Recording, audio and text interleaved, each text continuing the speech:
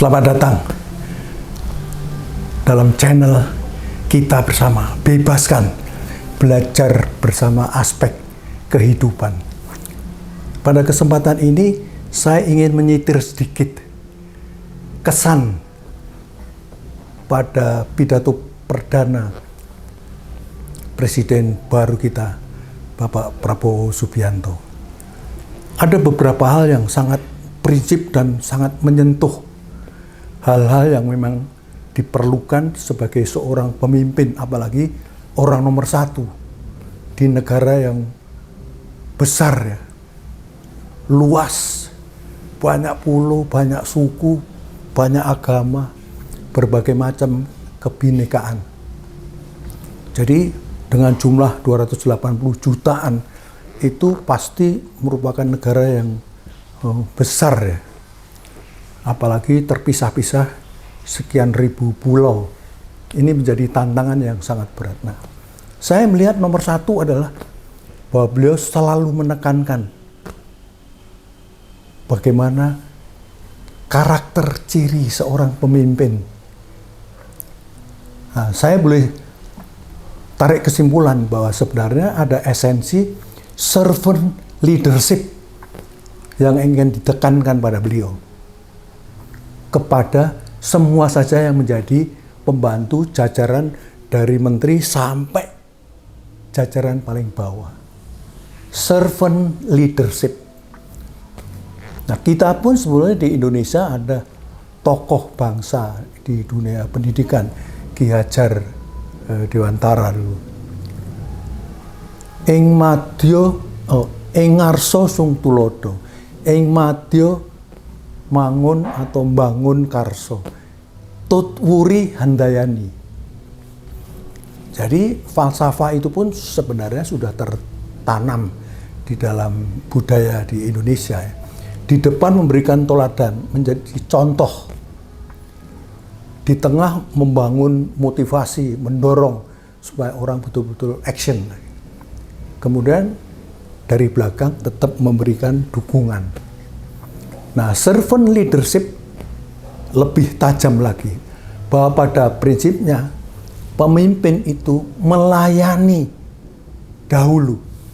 Wah, ini sebenarnya agak kontradiktif memang. Tapi sebenarnya inilah esensi seorang pemimpin yang akan berhasil. Kalau di dalam kepemimpinan tradisional, kan umumnya itu piramidnya begini ya, kayak gunung gitu. Yang di atas pemimpin, yang di bawah ini ya anak buah atau siapalah, customer dan sebagainya. Tetapi bentuk piramidnya ini dibalik, persis dibalik kalau untuk servant leadership. Leader justru harus ada di bawah. Nah, dia melayani untuk semua struktur yang ada di atasnya, yaitu yang menjadi bawahannya, termasuk adalah rakyat. Kedaulatan ada di tangan rakyat. Jadi kalau seorang leader melayani rakyatnya benar-benar ya, maka sebenarnya rakyat akan menjadi raja. Betul-betul ini, bahwa kedaulatan itu di tangan rakyat yang merupakan raja.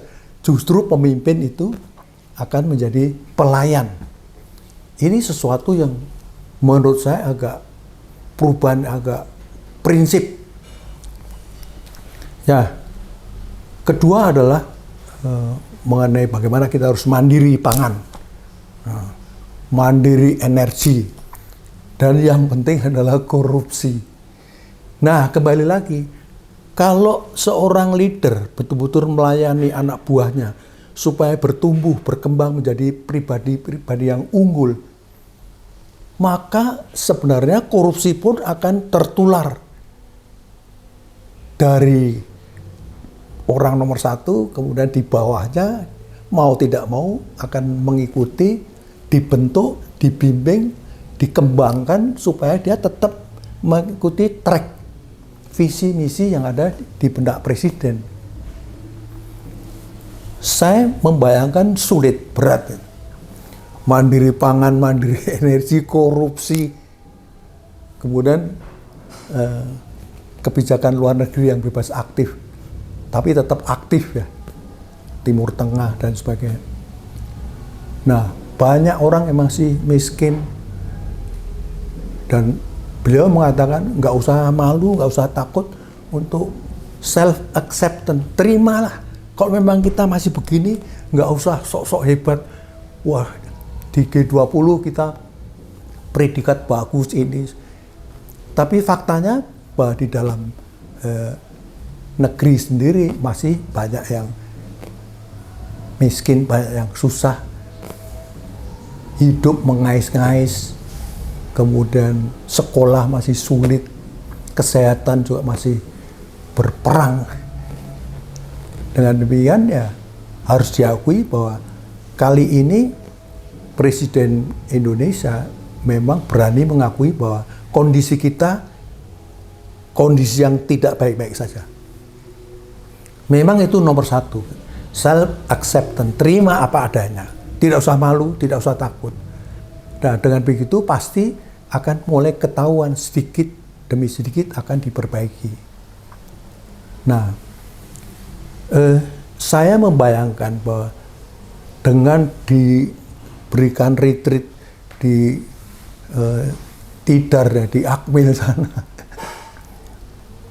menteri, wakil menteri, para kepala badan, kepala-kepala lembaga, itu berarti benar-benar menginginkan jajaran ini supaya betul-betul militan, disiplin, dan benar-benar mengorbankan diri untuk rakyat. Ini yang nomor satu.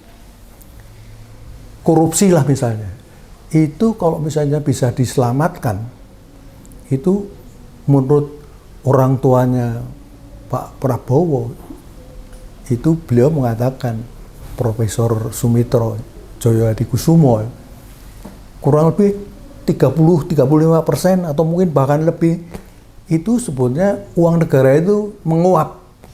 Wah, itu mengejutkan. Pertanyaannya, apakah sekarang sudah sembuh?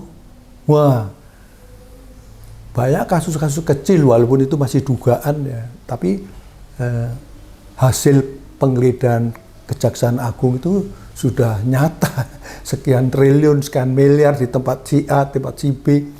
Apalagi belakangan saya dengar di TV itu justru para penegak hukum yang terjerat hukum. Kan seharusnya kalau kita belajar kemarin itu mengenai kesadaran moral, memang pemimpin-pemimpin ini diharapkan memiliki tingkat kesadaran moral yang post konvensional. Nggak perlu saya ada aturan, nggak perlu saya harus diawasi, tapi saya melakukan semua yang baik demi rakyat, demi kemanusiaan. Kenapa? Ya itulah harkat dan martabat saya sebagai pribadi unggul, sebagai ciptaan paling tinggi, bukan rakus, bukan maunya sendiri, apa yang penting bagi saya, masa bodoh orang lain, apalagi rakyat. Nah, ini sebenarnya sesuatu yang ya, menyedihkan dan tantangan yang sangat berat. Memang terus terang kita menaruh harapan yang sangat besar pada kesempatan ini. Ya mudah-mudahan dengan terpilihnya presiden baru ini dan wakil presiden baru ini benar-benar dapat melanjutkan apa yang sudah dicapai oleh presiden sebelumnya, pembangunan dan sebagainya, dilanjutkan plus semua yang masih dirasa itu merupakan weakness, merupakan kelemahan kita, mulai harus dibersihkan, diperbaiki. Dan saya yakin Indonesia harusnya bisa menjadi negara yang begitu kaya. Sumber daya alam begitu hebat. Batu bara, minyak, tanah, bisa menghasilkan sawit dan sebagainya. Saya kira ini akan menjadi lumbung segala kekayaan yang ada di dunia ini. Dan tahun 45 itu benar-benar menjadi Indonesia emas ini bisa tercapai. Dengan catatan apa yang dicanangkan Presiden pada saat ini benar-benar servant leadership. Satu ini aja. Kita nanti akan bahas secara khusus mengenai bagaimana sebenarnya dinamika mengenai servant leadership ini.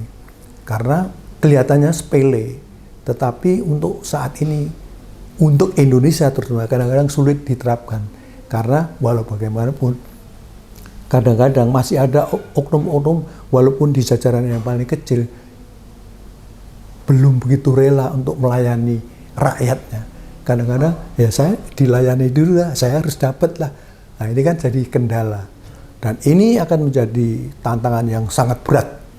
Tetapi saya yakin dengan konsep yang kuat, dengan pengalaman sebagai militer, maka ini sedikit demi sedikit dapat diwujudkan. Nah, inilah kira-kira harapan baru saya sebagai rakyat kecil, tentu menaruh harapan itu supaya kita semua bisa menikmati bahwa Indonesia ini benar Indonesia yang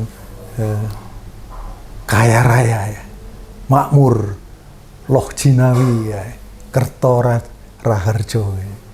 Nah ini harapan semua. Terima kasih. Kalau Anda merasa cocok, silakan like, share banyak video yang saya sampaikan. Nah, kalau sudah berkenan, silakan subscribe juga. Terima kasih.